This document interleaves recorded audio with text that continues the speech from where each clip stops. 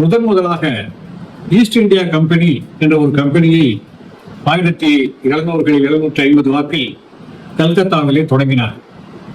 அந்த கம்பெனியை நிர்வாகம் செய்வதற்காக பல அதிகாரிகளை இந்தியாவிற்கு அனுப்பினார். அப்படிப்பட்ட ஒரு அதிகாரியாக வந்தவர் தான் சர் வில்லியம் ஜோன்ஸ் என்பவர். 1784 அவர் இந்தியாவிற்கு வந்துவிட்டார். அவர் ஒரு சமஸ்கிருத பண்டிதர், பல மொழிகளை கற்றவர். அவர் இந்தியாவிற்கு வருவதற்கு முன்பாகவே இந்தியாவை பற்றி ஓரளவுக்கு அறிந்து கொண்டு வந்திருக்கிறார்.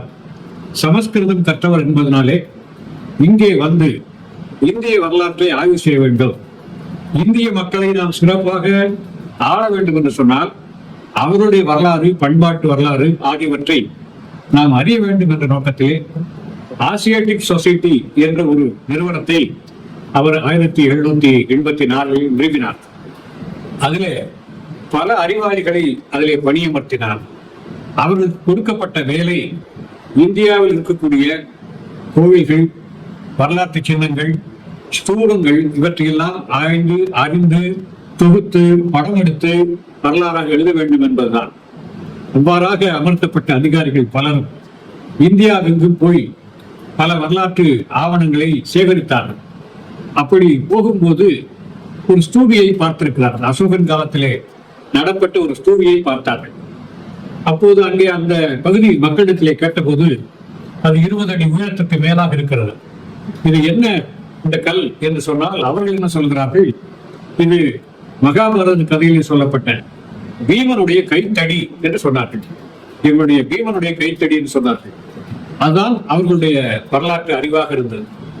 பீமனுடைய கைத்தடியே 20 அடி இருந்தால் அவர் எந்த அளவுக்கு உயரமாக இருப்பார் என்பது போன்ற கற்பனை சித்திரங்களையே அவர்கள் வரலாறாக கொண்டிருந்தார்கள்.